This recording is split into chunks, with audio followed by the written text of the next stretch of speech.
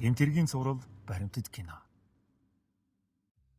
Сайн байцгаана уу эрхэм хүндэт үзэгчдээ. Өнөөдөр бид Гэмтэргийн цуврал баримтат киноны маань жүжигчдтэй уулзаж ярилцахад бэлэн болсон байна. Ингээд 1-р ангийн буюу Ice-ийн кочд хангалын дүрд тоглосон Алтан Улзий. Тулхээ дараараа.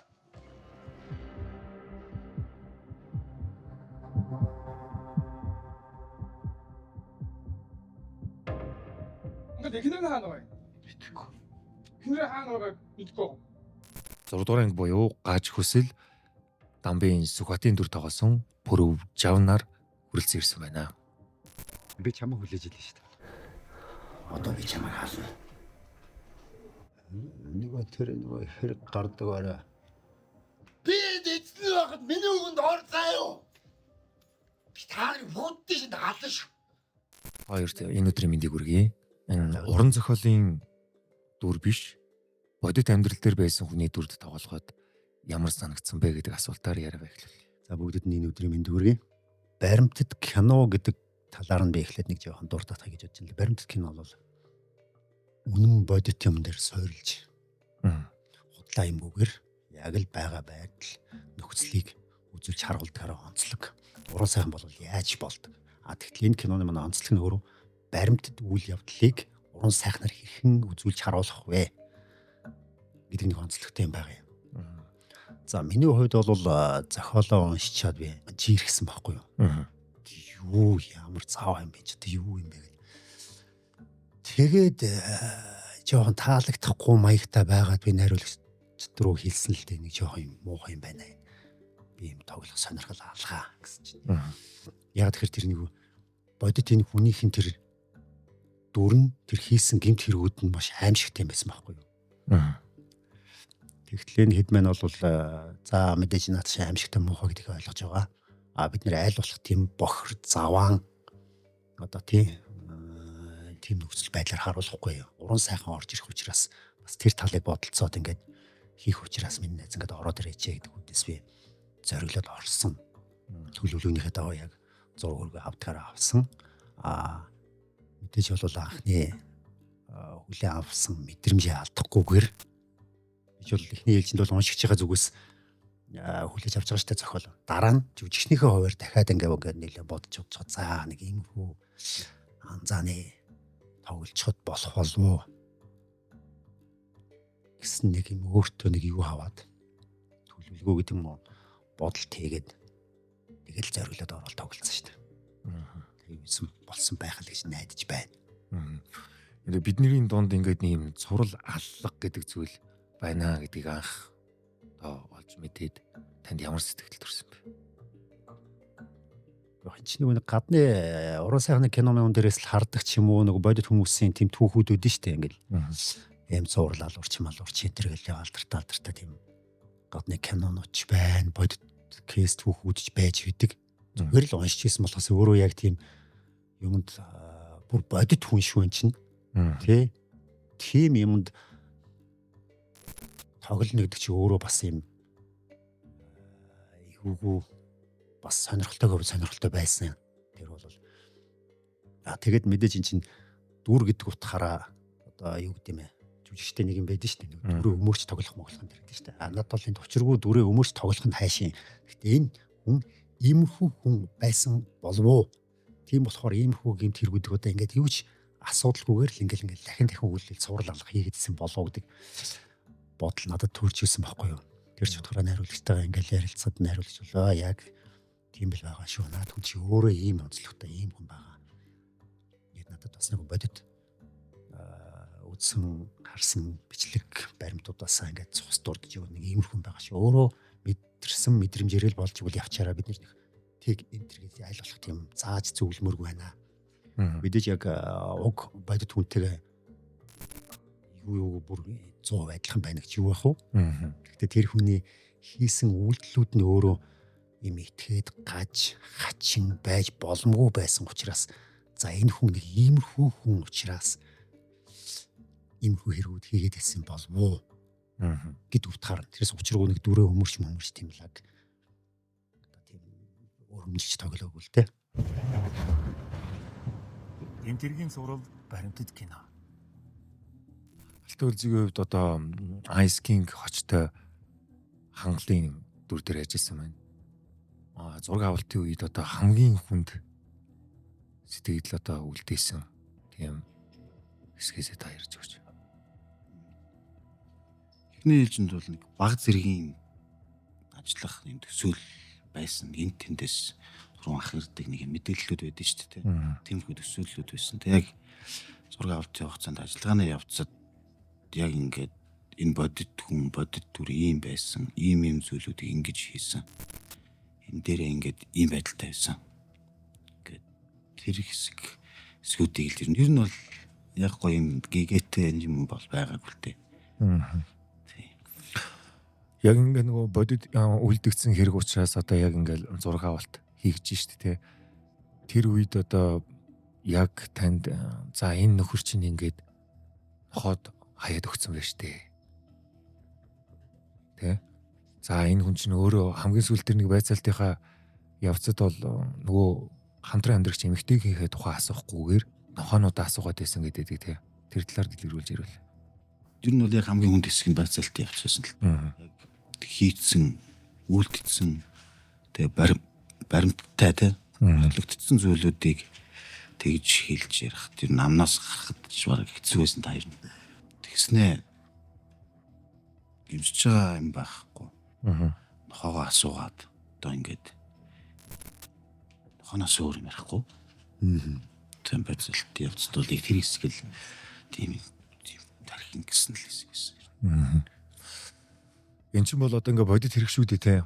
Тэгэхээр нийгэмд энэ яг үлдэгдсэн байгаа энэ бодит хэргийн талаар сэрэмжлүүлэг болох үүднээс та яг хувьдаа бодлоо хэлээч. Сэрэмжлүүлэг хийсээ илүүтэй одоо юу гэмдэ одоо хинтээ нийлэх үү, хинтээ нөхөрлөх үү, хинтээ амьдрах үү, хинтээ хамтрах уу гэдгээ ер нь бол маш сайн бодож байх ёстой. Эцэгчүүд ч гэсэн хүүхдүүдтэй нэмээ өнөрч гэсэн урагчтай хэлдэг штэ. Хүнээ сайн ханилан байж мэдээ гэдэг тийм. Чин дандаа огт танихгүй хүмүүс тийм хэрэг хийгээд байгаа биш. Таньдаг хүнийг бүр ойр дотны хүмүүсээ дандаа тэгж байгаа тийм хороож байгаа, охироож байгаа тийм хэрэг байгаа байхгүй юу. Тэгэхээр аимшигтай гоцтой дандаа ойр тойрныхаа. Тэс зүгээр нэг гудамжинд явж байгаад нэг юм таарцсан үнтэй модал цаал ингээд лаалаад яваад байсан тийм биш. Одоо миний тогс ангийн хэсэг тэр бол дандаа өөрийнхөө ойр тойрны хайртай гэсэн хүмүүсээ л ингээл халаад яваад идэг. Тэгээд тэрийг ингээл нуугаал нууцлал бас л түрүүний агийн хэлдгэр тийм гимшил мэмшил гэсэн байхгүй байна хэрэг чинь тийм сэтгэлийн маш юм гажиг байгаад байгаа байхгүй юу. Киноных нь одоо нэр нь гаж хүслэгдсэн байгаа л хүслийг нь бол мэдэхгүй байна. Энэ бол гаж байхгүй юу. Тэр хүний гаж хаан шин. Тийм болохоор ер нь яг хүмүүсийг ер нь сайн таньж мэддэг байж л найзлын хөрлөх ёстой гэдгийг одоо би яг тэр сайн гарсан тэр кейсүүдийг гэмтэрүүдийг одоо бас яг харж байгаа л бодож илээ. Энэ яг л дандаа л ойр тойрных нь л гэж юм да. Одоо эн чинь бол ингээд баримтат учраас бодит байдал дээр байгаа бүх одоо жүжигчдээс бусад хүмүүс нь бол нөхцөл байдалд бол дандаа орооцолдож оролцсон хэрэг дээр ажилласан гэдэг ийм нөхцөл байдлууд үүсээд идэг. Тэр талаар ярил.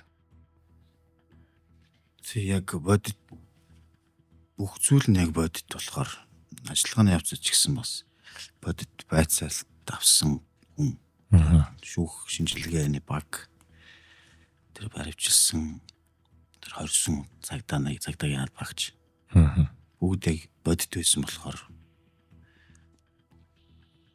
яг эндээс яг энийг л хийх ёстой юм байна. Нөгөө хүмүүстэйгээ хүртэл ингээл зураг авалтын сул жилеттэй үеэр ярилцаад асуугаад энд ингэсэн мэл үү яасан бэл одоо яах вэ? Тэгээ ер нь л тэгэл тэр хүмүүсийн л ажил шүү дээ. Тэгээд өөдөөс одоо ингэсэн чи одоо ингэсэн гэд. Тэгэл за ер нь бол тэгэл уул альва юм чи хийхээр нэг за окей тэгнэ шүү дээ. Энд дэр яг бодит юм болохоор юус ингээд унгах доош нь унгах хасах унсайхны гэдэг зүйлийг яг найрлагч хаан кино багийнхаа юм дээр тулгуурлаад ажиллах хэрэгтэй болохоор тэр нь бол тийм Яг л байсан л да. Яг зогтсон. Нэгэнт ороод ирсэн бол би өөрөө ч бараг хувь өндөө тухайн үед тухайн мөчтэй өөр хүн болж дараад байна уу яаж нэг гайхаад би бол жоохон хэд хоног жоохон тийм байсан л да. Гэмтэргийн цуврал баримтат кино. Яг одоо ийм гэмтэргийн ийм нөхцөл байдалд орчихсон байгаа. Энэ тойрогт байгаа. Энэ хүч хэрхийллээс гарч чадахгүй байгаа. Яг энэ нөхцөл байдалд одоо ямар шийдвэр гаргахаа мэдэхгүй байгаа тэр хүмүүст хандаж юу гэж хэлэх вэ? Хурдхан холдол гэж хэлнэ шүү дээ. Би бол сайхан хүртэл одоо нэг хэрэг явж штэ. Их нэрээ бүр ингээд зүгээр байж байгаа л зодддаг гэж тийм. Зүгээр л очиргүй барьж явал зодддаг. Өөрийнх нь ямар нэг юм ажил нь бүгдэхгүй байх юм бол их нэрээ зоддог моддог энэ төр гэл ингээл өөр хөвгдөд айлгаж майлгадаг тэр. Ийм болох юм бол айл болох холдгол хэрэгтэй. Холдож чадахгүй айгаад ингээ байгаад ингээл тэр хүмүүсүүдийн дээр ярьслах марилцах ингээл хараал уншаал ингэж байна. Айгаад ингээ холдож чадахгүй байна. Тэр чинь ганцаараа биш чинь өөрийг чинь хамгаалахын цагдаа нийгэм байгууллагууд байж байгаа учраас тиймэрхүү юмнуудыг бол эртхэн хилээд айл болох тэр өөр хөвгтүүд ч гэдэм өөрийгөө ч гэдэм хайртай хүмүүсээ хамгаалаад холдох хэрэгтэй байхгүй юу? Илчилж байх хэрэгтэй. Яагаад үл чинь цааш аимшигт юм болж байгаагийн жишээнүүд одоо ингээл бидний тоглосон. Араасаа гарч ирж шүү дээ. Тий. Хамаатан саад ах トゥ цагдаа тийм аюулгүй хамгаалтын байгууллагт хандж байгаараа үгүй бол тэгээд энэ мэтчлэн хэрэгүүд нууц далд байж ахлах Үлдэгцээр л явах. үлдээсээр л авах. Хамаарч ингэж нэг нь нөгөө талд нөгөөтг нь нөгөө талд хогсон байдалд үлдэхгүй байх. Тэрийг л хэлсэн. Энэ өөрөө ингээд баримтат цуврал учраас одоо таныг бодит хүн байна гэж андуурах гэсэн тийм айц төрсөн үү? Зүрсэн. Тэ ер нь л зураг авалт дуусаад ер нь яах вэ гэсэн айц зүйл байсан. Тэ одооч баг ингээд яг сөхөөд яг энэ ярилцлаган дээр ингээд сөхөөд дурсаад ингээд тэр мөчүүдийн тэр үед ихсэн гэхээр ер нь бол баг сандарч шүү. Санаанд оромгүй айхтрах тэр. Би бол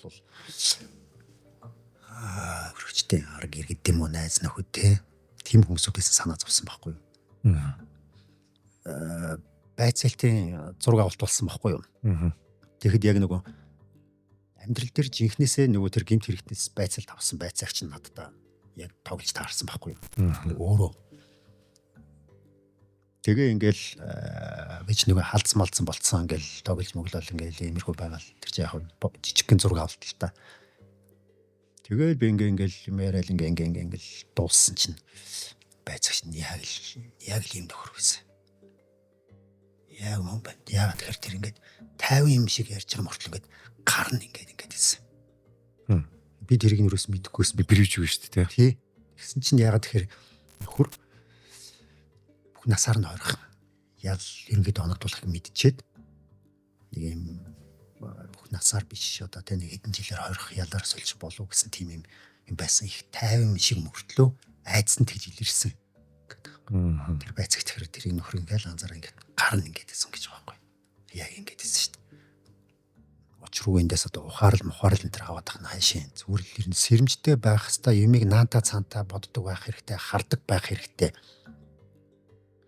Хит гинэн итгэмтгий хит цайлган одоо энэ байснаар бас юм болгон сайн сайхан байгаад байдаггүй.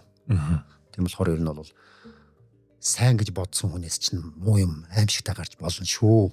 Болдог шүү. Сайн муу санаа хэрэгтэй гэдэг чинь тий. Мөр нь хүнд муу санаа, сайн хүнд ч гэсэн муу санаа хэрэгтэй байдаг шүү дээ. Тэр утгаараа тэгээд ер нь боломжтой бол болгоомжтой байгаараа л гэдэг сэрэмжлүүлэг болгож байгаа. Ер нь киноны бол цаад утга агуулга нь бол юмны хэрэглээ тий.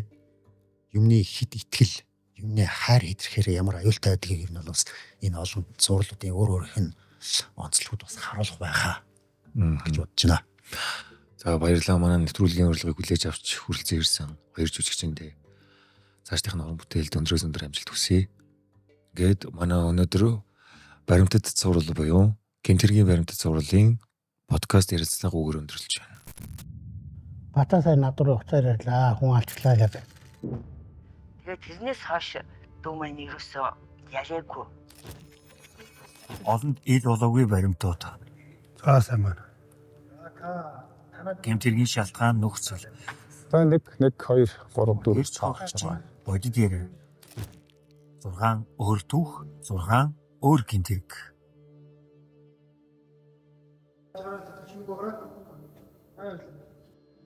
Баян зөвтгөргийн жижүүрийн шуурга удирдлагын утсан дугаарыг утснаас манай жижүүрийн утас руу залгасан. Миний аймагсанд эрсдэлтэй байдал үүсэж байна. Бараан утастай эрэгтэй хүн явж байсан. Энд бол итгэхэд бол үнэхээр хэцүү байна л гэж. Надад туслаарай. Би Лаос улсад байна. Хуудлах гэмтэрэг болсон. Тэгээ 12 охирч тогтоогдсон байгаа. Тухайн газар бол ямар нэгэн хууль дүрэн бол үйлчлэлтгүй. Одоо ингээ өөр хөвгтэй чинь би ингээ алах болно.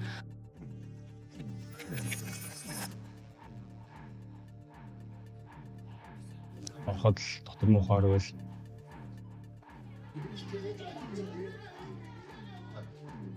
Би зүгээр суугч хүн байсан. Ганцхан удаа уулзчих юм бол чиний зургийг чинь би устгаж өгье гэж охинд худлаа хэлээд тэгээ охиныг гэртээ авчихсан байсан.